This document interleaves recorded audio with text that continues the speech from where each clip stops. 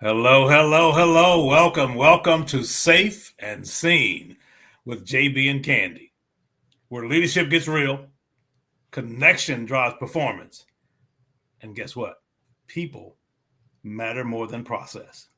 I'm JB, and welcome my wonderful, exciting co-host, Miss Candy Barone. Say hello to the people, Candy. Hey everyone, so glad to be back.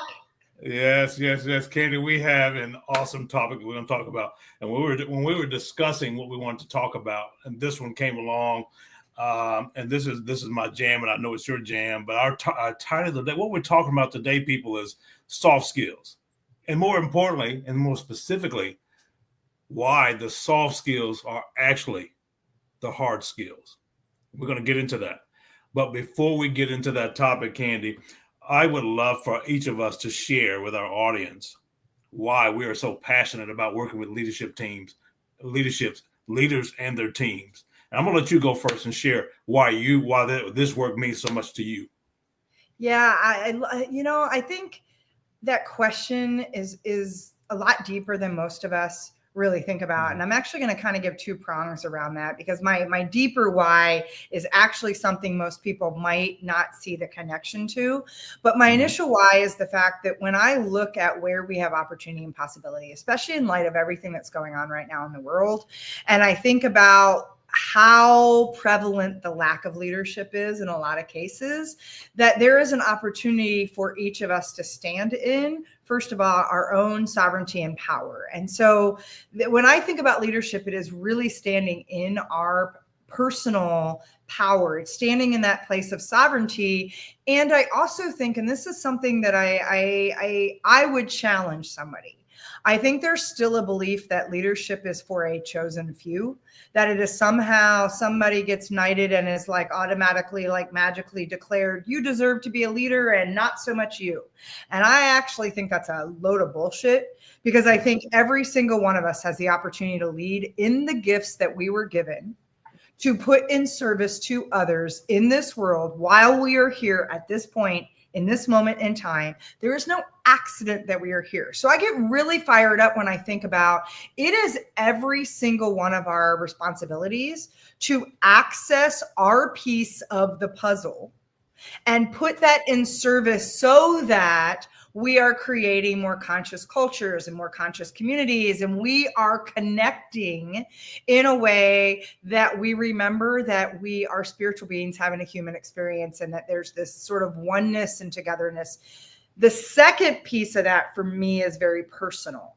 I will say that due to the relationship I had with my dad, one of the fundamental reasons I get so fired up about working with leaders and really developing emerging leaders is what we do in our business capacity, we bring back into our homes. And when I think about the dysfunctionality and the abuse I had with my dad, that started with some of what he was conditioned in the military. And I see the same thing happening with leaders in business environments, that until we change that narrative and until we change that program, we're not providing the safe and seen environments in our homes to support and grow and raise the next generation of leaders that are coming behind us, right? And so for me, there is a really deep, compelling why as to why this work matters to me. And so I'll toss that back over to you because I'd love to hear why you feel so passionate about this work as well. Wow. Well, I'll tell you what, I got goosebumps right now, Candy, because we've had several conversations, but I don't know that we've ever talked about our why, right? And to hear you talk about yours, I had no idea that it would be so similar to mine, right? Because when I think about leaders, and this is something that most people miss, and you were spot on when you said we all have the ability to lead and also the opportunity. And one of the first opportunity that most people have to lead that they miss is when they choose to become parents, right? When you choose to raise kids, you're now a leader and you have a responsibility, right? And so that's that. So that is so true. That's a piece that most people miss. But that ties into my why. And my why is because the impact that leaders make is far reaching, Mm-hmm. far reaching beyond what they can see, what we can see as leaders. And here's what I mean by that, right? So, as a leader, I may have a team of 6 people that I interact with daily, weekly, but the impact that I have on them is far reaching beyond what I can see. Because, as you indicated, they now go home, Mm-hmm. okay? And how based on how I've impacted them as a leader, can affect how they show up when they go home, okay? And then how they interact with their people in their family, that that affects them. So the impact and the effect that leaders have are so far reaching. And for me, I have a passion for that because I want to, first of all, I want people to realize that they matter. Mm-hmm. Okay. And when you realize you matter, you also treat people as if they matter. Right. But it's a duty and a responsibility as leaders that we take care of the people that we lead and we take care of ourselves. And I love helping people do that and do that in a joyful, energetic, impactful way. And so that's why I love doing what I do. And I love that we both share those two things. So let's jump into it. We're talking about soft skills, right? And so some of you may be listening and thinking, well, JB, Candy, what the hell you mean by soft skills? I'm glad you asked. Okay. Well, let's just give you an example of some soft skills. And these are very important. We're going to talk about why they're important. But we're talking about things like communication skills, right? Interpersonal relationship building skills, leadership, leadership and influence, workplace effectiveness. And people hear that and they're like, well, what the hell is that? Time management is under that. Time management, organization, attention to detail, all of those things are important. And then problem solving, conflict resolution, those are soft skills. And then to round it out, emotional intelligence. Okay, these are probably the top 6. We could probably add to it, but these are like the top 6 soft skills that we talk about. And we're going to get into these, right? And one of my favorite ones to talk about, Candy, is communication because it involves public speaking and presentations, which I love to do and which I love to teach people to do. But now that we have an idea of what those soft skills are, I pose the question to you, Candy. Why are soft skills so important for leaders to have and their teams to have, and just business and why is it essential for business? Yeah. So I love that. And I love that you categorized it into sort of 6 pillars or 6 areas. I'm going to get a little bit more granular on that because when I talk about the soft skills, I think we need to go even to a deeper level. And so why, at least from my perspective, and why this matters so much is because even when we talk about communication, I think in a lot of cases, and I can remember back in my corporate days, one of the biggest HR trainings was how to navigate manage conflict resolution. And the out game of that, or the end game of that, was get rid of conflict. And my response back always was, then we're not communicating. We are not communicating if we immediately think we need to get rid of conflict. We actually need to learn how to invite healthy conflict in, because the thing is conflict is a difference of opinions, right? Mm-hmm. Conflict is a different filter, different perspective, different experience. But there's this level when we talk about communication, when we talk about effectiveness and efficiency, when we talk about some of the skills that you just mentioned, but we've got to get more granular, because when we talk about communication, for instance, if you're not showing up from a place of vulnerability, of transparency, of compassion, kindness, forgiveness, generosity, what happens is you can have all the communication skills in the world. And I see this so much in business, especially in corporate, but I see this for leaders where they're doing the communication skills. They're doing the formulas for conflict resolution, yet there is still a massive disconnect. And the disconnect is people don't trust you. And until you are willing to get vulnerable, Until you are willing to be able to say, I don't know, we're going to figure it out. Until you're able to say, you know what? I'm scared shitless too. I don't know what's going to happen with the way the market's changing right now. I get that. Until you can put yourself in a position to be deeply relatable, radically authentic, and wide open from a heart space, I think we can talk about soft skills all day long, but we're still missing the fundamental core around the humanness that's required in what we call soft skills. And so to answer your question, I needed to go there and then position this as a space of, when I put it in that context, how can you not see how critical that is for the success and sustainability of your business, for creating conscious connected cultures? Like, when you realize that the only way we actually succeed is when we feel like we can engage and connect and feel safe and feel seen, and we can build trust,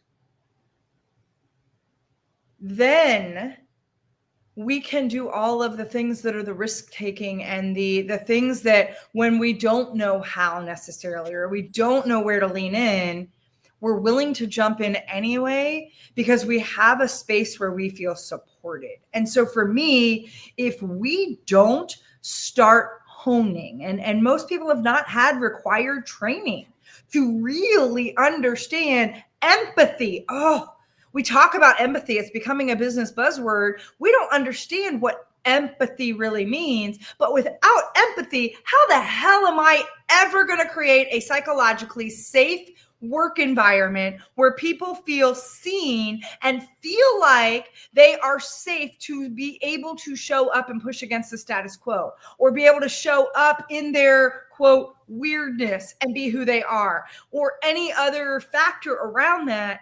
When we don't bring those soft skills in as a foundational element, we can't achieve these other things that are where all our metrics live. There is a huge disconnect, and it starts with the fact that there is a lack of trust in the organization when those soft skills are not present. And would you, and Candy, would you agree that many or most companies have a hard time implementing soft skills? 1,000%. They've not been So, taught. Because here's the thing. I mean, just to be fair, I think there's leaders that want to lean into soft skills more, but they have actually never been taught what that means in a work environment. They have never been taught how to do that and still create energetic boundaries. They have not been taught how to truly show up without having repercussions or their own holy shit, CYA, what's going to happen if I speak out? They haven't had safe environments. So how the heck do they know how to create safe environments? And so that ties right into what we said at the top of the show. The soft skills are really the hard skills. Okay. And it's, when you think about the different skills that we're talking about, they're not easy skills to develop and teach. Right. And so, first of all, whoever came up with soft skills, I'm not going to, there's that. We've had that conversation. but this is why they're hard, right? But this is why we also do what we do. But I want to get back to one of the things that you talked about, and that's the empathy. Okay. Because when it comes to empathy, that's a big part of having that as a leader. But I want people to understand something. There's a difference between empathy and being a counselor. We're not talking about you have to be somebody's counselor, okay? But if one of your team members show up to work and it's evident that they're low in energy, they're just not themselves, having that empathy to be able to say, hey, let me just check in. You seem a little off today. What's going on with you? And allow them to express that. And you don't have to, we don't even have to understand or know what they're going through, but just that acknowledgement that you matter, it's going to be okay. and you're not alone. Mm-hmm. Okay. Do you need some time? No, I don't need time. Good. Well, we're here for you. We support you. Um, and let's get after it. Right. And most of the time, that's all they need to know. Yeah. Right. Yeah, Because go ahead. think about this, Candy. Think about this, and then I'll let you finish it. Get into it. When we're going through things, most of the times we feel alone. Wouldn't you agree? Okay. Yes, And so, we yeah, have a story that thinks we're right, isolated and we're alone. right, right. And we take that to work. But if we have somebody showing us empathy to say, hey, I don't know what you're going through. I've never been through that. I don't understand it, but I just want you to know you're not alone. Okay. And you don't have to walk through this alone. If you need some help with that, we can talk about what that looks like for you. But I want you to know you're not alone. That may be the one thing they need to say, that's all I needed. Let me jump in and do my part. Yep. Right. And Well, that's yeah. how powerful empathy is. Well, because empathy is not about, there's two things to what you just said, and JB, and I want to create even a deeper context. One of those is empathy is not about fixing things for people. No. It's not about creating codependency. It's not about fixing.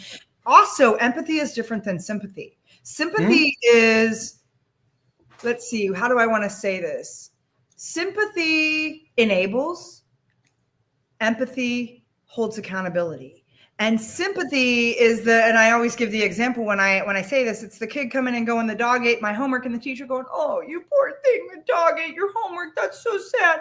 Oh, you're like off the hook from doing. No, that is not helpful. We have a lot of environments that sympathize with people to the point where it is creating dysfunctional codependent cycles, and it is creating entitlement. It is creating enabling. It is creating a space where people don't have to take personal responsibility or personal accountability. Empathy says, to your point, JB, I see you. I understand that sucks. Your dog ate your homework. And I always tell people, empathy has that word "and" in it. Mm-hmm. Empathy is the space that says, your dog ate your homework and we still have a deadline. Mm-hmm. How can I support you, help you? Do you need some more time? What do you need? Because this is still a responsibility that you have. And I remember at a client once, and someone was like, well, that was cold. I'm like, no, listen to what really went down. I had a client that the week we met, very clear, had a priority, and no matter what, had to do this in her business. Had a death that was a couple people removed in her family. It doesn't matter. You don't have to qualify death. There was a grieving, to which she got back on the call, and I said, I didn't know she had a death, but I said, how'd you do on that priority? She said, well, I had a funeral, so I didn't. But it was this whole like unwinding excuse to, at some point, because here's the difference. When you consciously make a choice that hey, something showed up. I decided I needed to be with my family. Yes, this is still a priority, and now it's my priority for this week. End of conversation. You're taking accountability. I can empathize with the fact that, wow, that was a really hard week. How do we get you back on track? What do you need? How do I support you? What happened, though, was this person was like, oh, I had a funeral and blah, blah, blah. It just kept going. And I said, okay, great. How long were you out for the funeral? She said, well, I guess total 3 days. I said, last I checked, there's 7 days in a week. So what happened to the other 4? And she just stopped. And someone was like, well, that was kind of crass. And I'm like, it's actually not. This is the fine line in leadership that we don't know how to walk oftentimes. Because again, if she would have just owned it and said, I made a conscientious choice. I needed to be with my family. I needed to be grieving. I needed to do the things.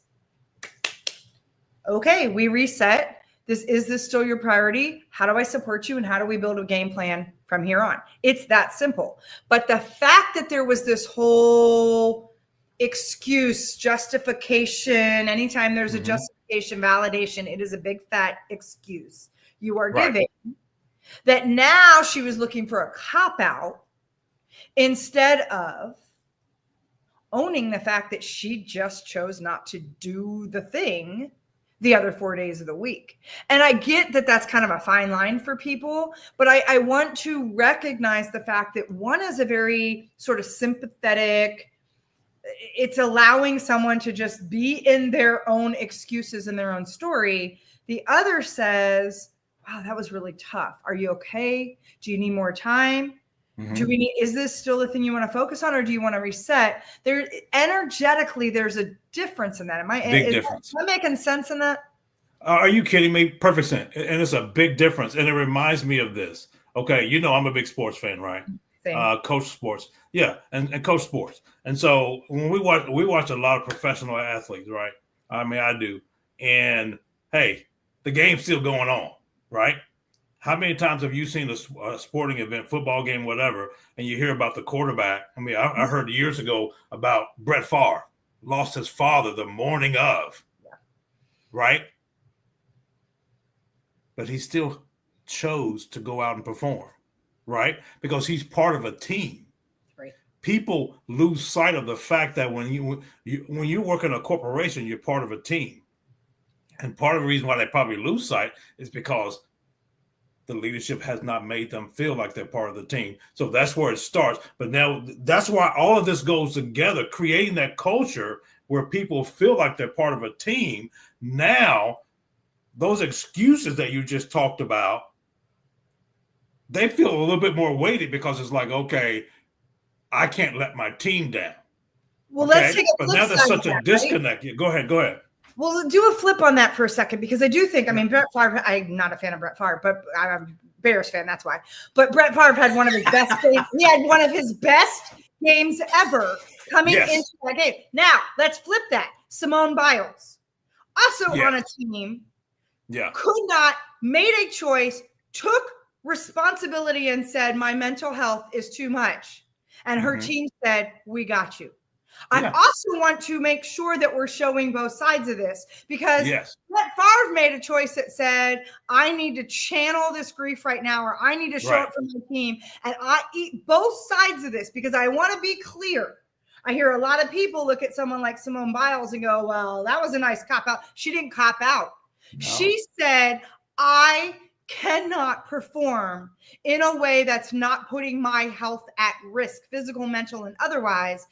She stood up, owned that, and her team said, this is empathy as well. Her team said, no worries, girl, we got you. And they had her. They had her.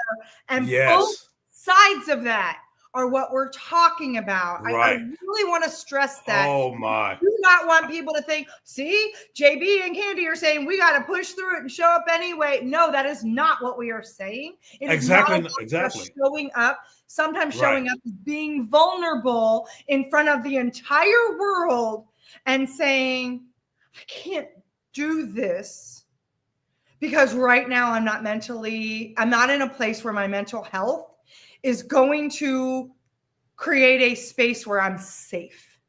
And so I need to actually do what's right for me. And I'm not asking permission, but I am asking that you understand. And there are both sides of that, I think, are so absolutely critical that people understand.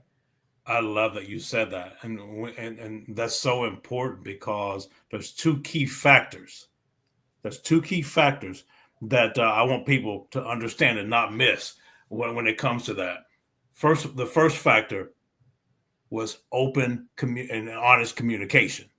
That's what's missing, right? Open and honest communication. I would rather you tell me that you're struggling than to say, oh, I'm okay. Yep. And we know you're not okay, right? And so her communicating that, first of all, was powerful, and it showed respect. So the communication piece, that's important. Open, honest communication. That's the first thing. And then the next one is trust, okay? She built up trust with her team to where they're like, we got you, right? And so this all goes back to, it kind of goes back to what we talked about last week when we were talking about creating your legacy. How you show up at work every day, you're creating a legacy. If you're showing up and your team knows that you bust your ass every time you're at work, okay, and then something comes up and you need to tap out for a few hours or whatever, well, they trust you. You built that trust, okay? And then on the flip side, if you're one of those people that's always making excuses as to why you don't get something done, they don't trust you anyway, okay? And so that's your legacy. So your legacy that you create each day that we talked about last week, that's part of building that trust and that connection, which then comes the empathy, Yeah. right? And I like to say that empathy can be earned, right? Because you now get the benefit of the doubt because of the reputation that you have created and the type of person you are and the type of work that you do. Wouldn't you agree? I would. I think empathy is a skill. I think there's two pieces. I agree with what you're saying. And I think empathy is something that we can, and I'm going to use a Brene Brownism here. She is, especially, she talked about this in Dare to Lead, but it's the ability, even when we don't want to give people the benefit of the doubt that they're doing the best that they can with where they're at and what they have. And because we don't ever know. And so I would say, yes, there's a component to that. And for me, empathy is a bigger space of, and this is where it's not easy because trust me, I'm a road rager of all road ragers and don't always give people this concession. This morning, driving downtown Austin, I got to say, I had to keep checking myself to be like, you don't know what they're going through. You don't know people's stories. You don't know, even when they do feel there's trust and share, people still don't very often share with their deepest, closest friends or their intimate partners some of their deepest, darkest demons. That's hard to say. Their deepest, darkest demons and what narratives and what stories they're going through that we need to. And I look at empathy oftentimes goes hand in hand with grace. I think there's empathy, compassion, and grace, which means I'm going to have a generous assumption that says most people, I don't believe, even in light of what's going on in the world right now, I don't believe most people get up and go, oh, who can I piss off today and how can I be an asshole? I just don't think people do that. I think most people get up, honestly, and this is what's sad. Most people get up and go, how can I get through the day and not F it up too much? How can I get through the day and not upset somebody for the wrong reasons? How can I show up today and just make it through kind of like unscathed and not everybody's so sensitive right now. How can I just get through the day without like triggering someone? I honestly think more people get up, we're thinking, how can I just get through the day? Because people are going through so much right now. Mental health is in crisis right now, especially in this country. And when I think about that, for me, empathy says, I don't know two things. I don't know what they're going through, and I don't know what their soul contract is and what they're supposed to be navigating as part of their journey on this earth. And either space, when I don't use that assumption, I am being arrogant, I am being selfish, and I am no way demonstrating compassion, grace, or empathy.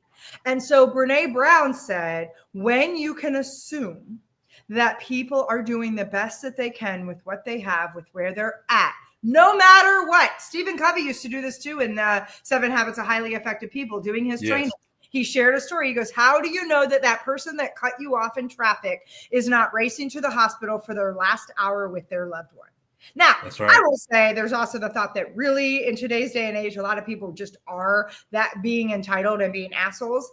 Great, but I can't decide who's the ones that are and who's the ones that aren't, because most people are living in a projection field of their own wounding, their own trauma. They haven't healed. They've got all this conditioning, and it's not to excuse or condone behaviors, but it is to take a step back and say, first of all, and I always tell people, myself included, and this is where this becomes hard. Whenever I'm ready to judge someone else's journey, the first question we get to ask is, how am I doing with that myself? Because it's really easy to project what we are not willing to do for ourselves in other people and judge them for it.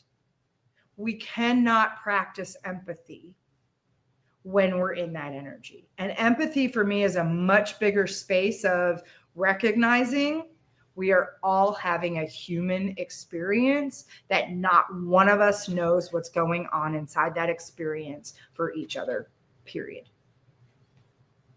And we're talking a lot about this. And for a lot of people, it's hard, and it's hard for everyone. But the bottom line, just to bring it back home, the bottom line is, as a leader, when you can display some empathy, it can be very powerful to help that person do what they need to do for that day, right?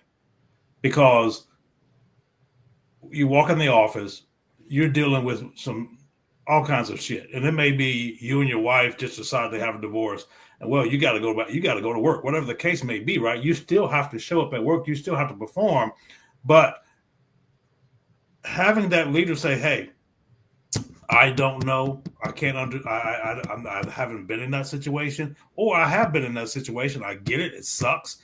It's tough. You're not alone. Okay, I want you to know that, right? And we got your back." Right. That alone, right there, is like, okay, that's all I needed. Let me get in here. Let me get in here and make some things happen, right?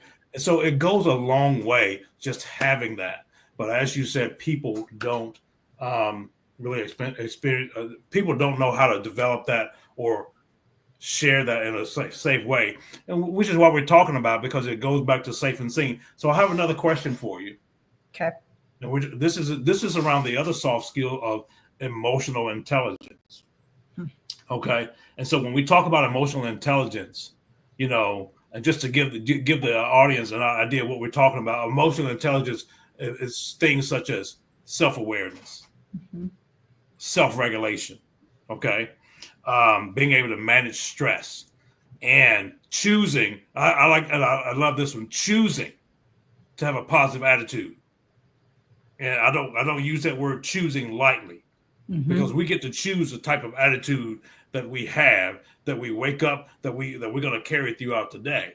And so, but the key thing for me is the self-awareness and the self-regulation, being able to regulate ourselves and being aware of how we're showing up among people. And so here's a question for you. How's emotional intelligence, how does that drive a company's operational performance? Yeah, that's a great question, and I think emotional intelligence is another one of those areas where we talk about it, but we're not practicing it. We're not actually we're not creating a space where we understand and are clear what that means inside a given organization or a culture.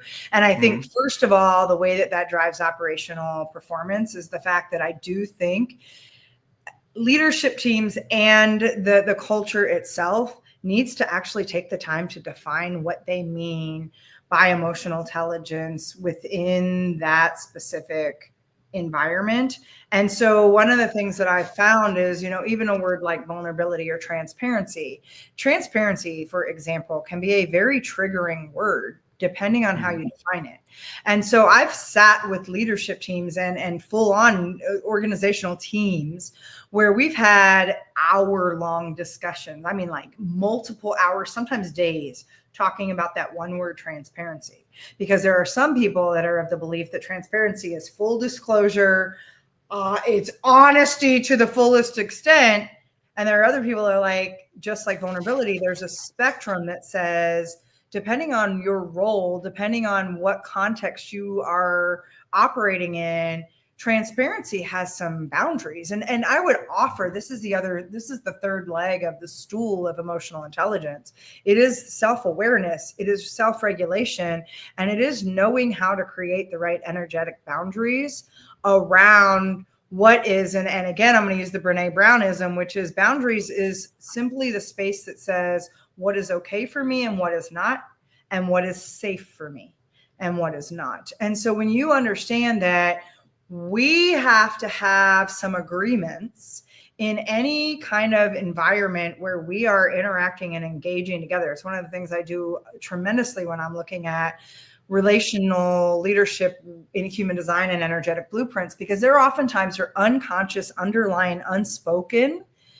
triggers and energies and mistaken motivations that aren't even present or been excavated.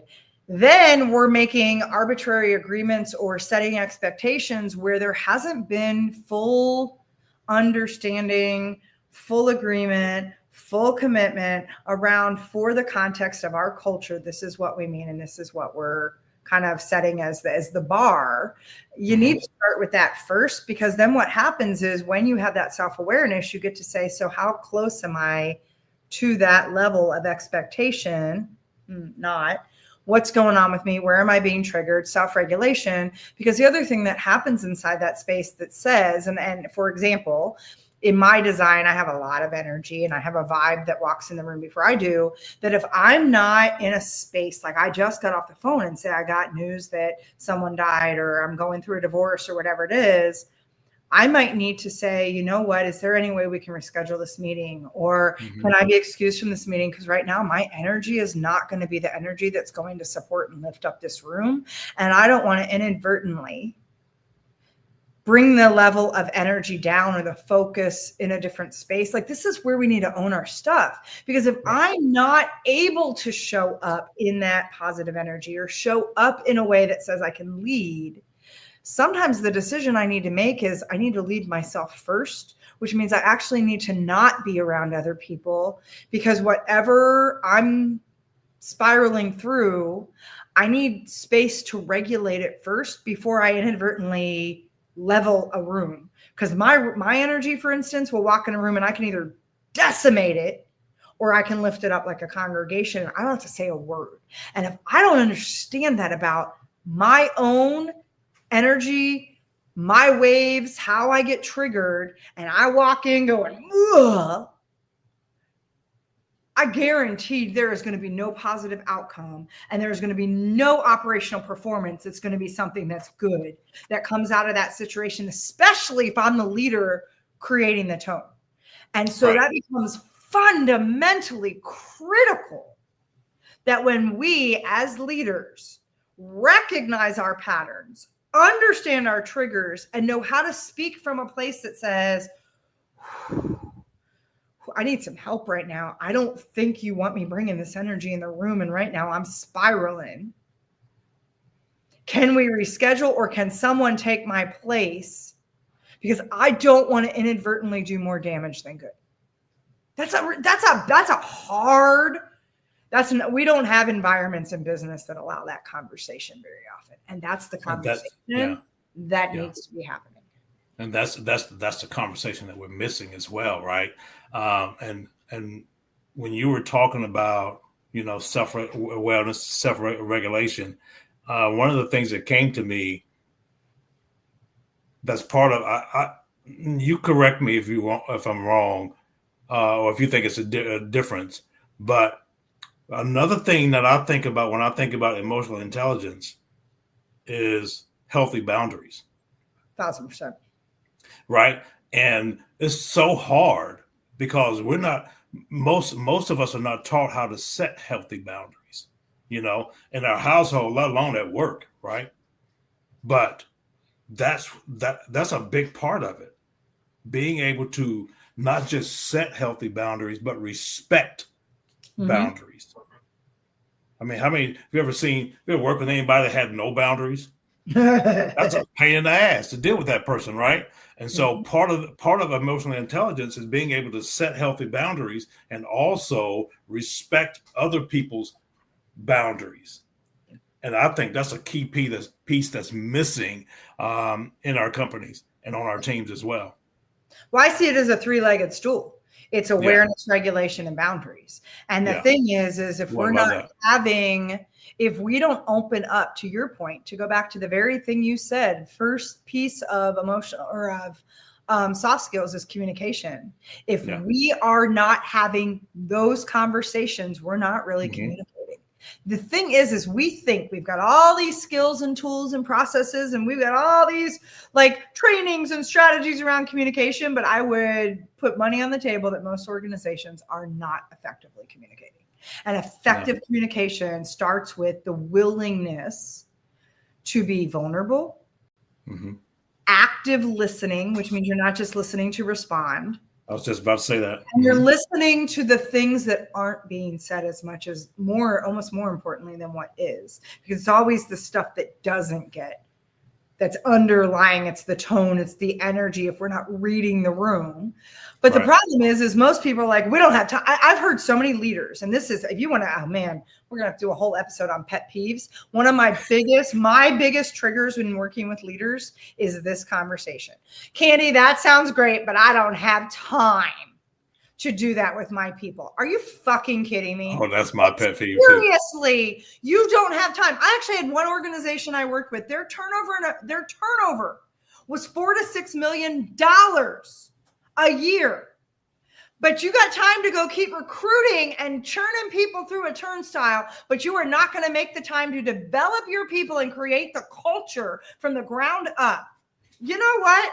I don't know how you're still in business, truthfully. When I hear a leader tell me I don't have time to develop my people, I'm like, then I hope you make a lot of time to just keep plugging the system, to just keep making money, resources, time, focus, energy, talent, and people's highest and best potential.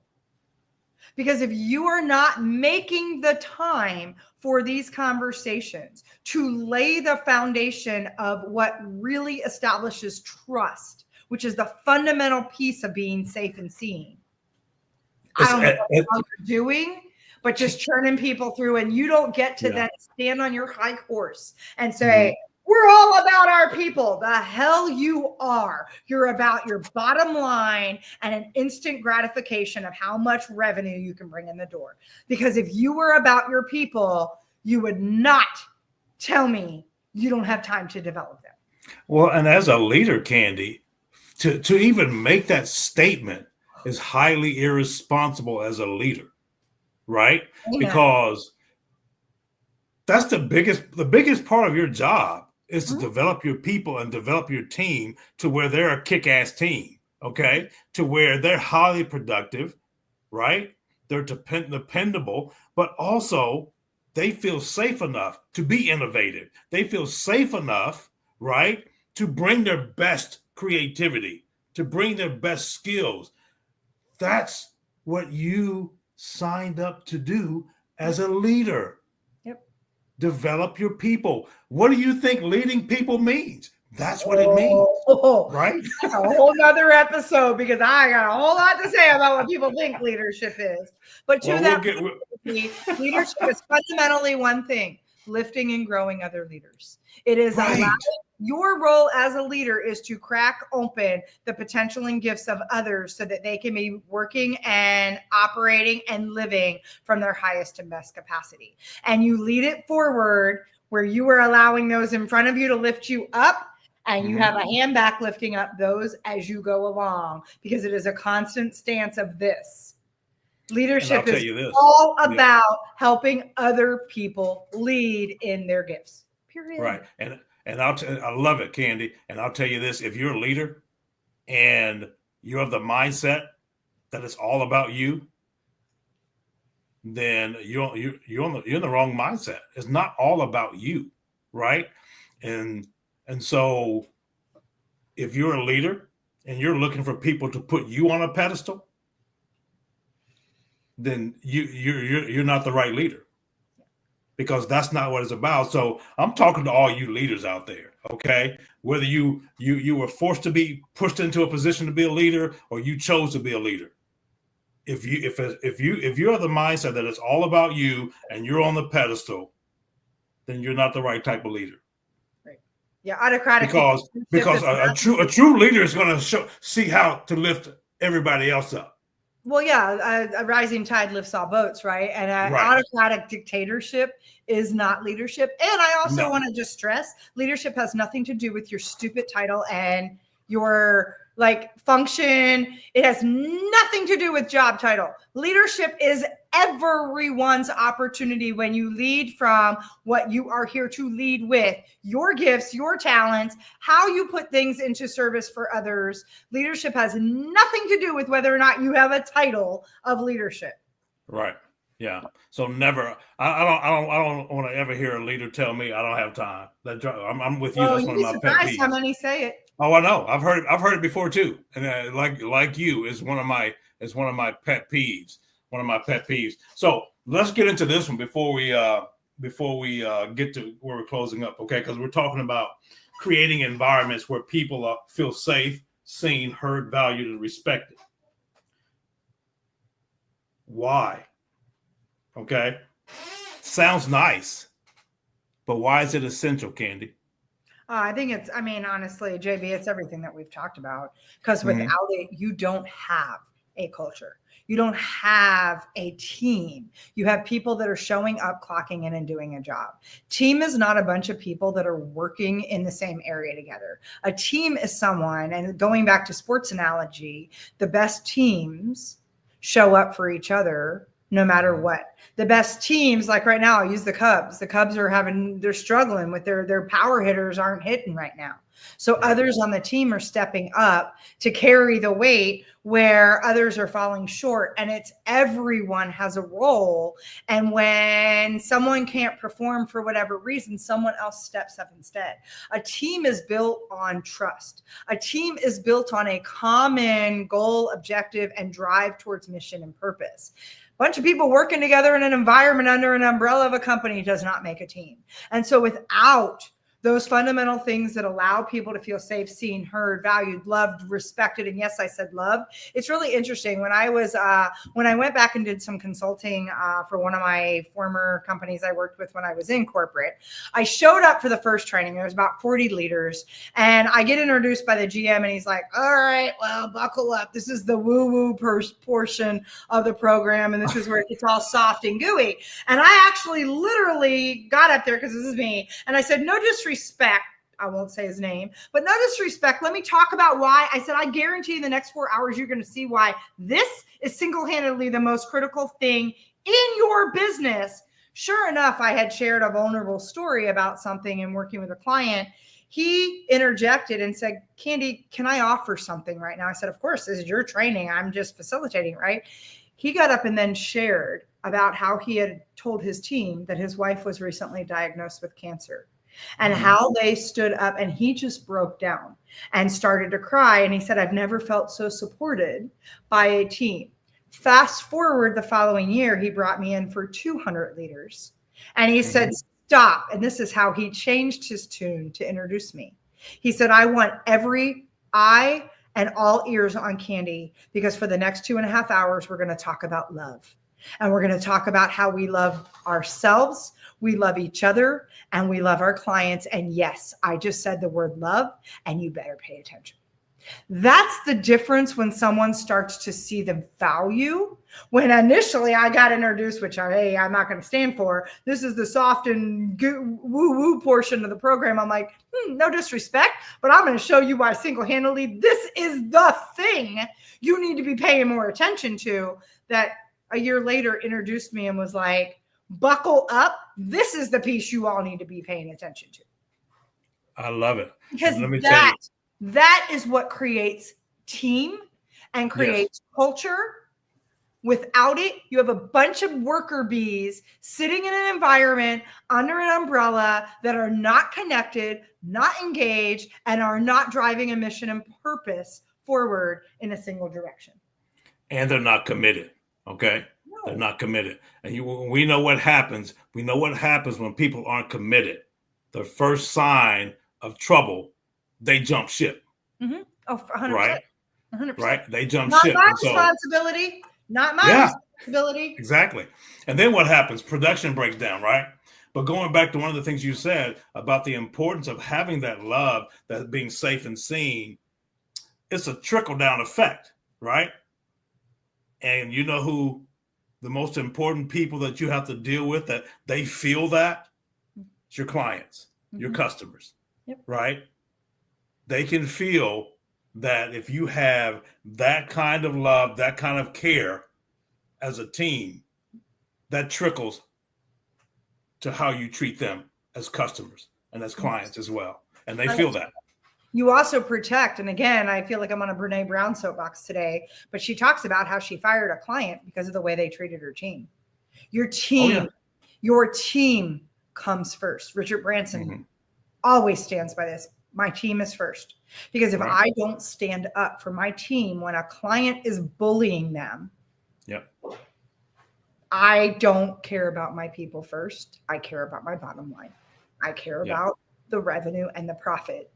And I am willing to throw my team under the bus in the process. And that, I see that happen so often. And the sad part about that is they don't realize how damaging that is to their bottom line. The thing that they're focusing on, their bottom line, is being affected because the thing they should be focusing on is their team.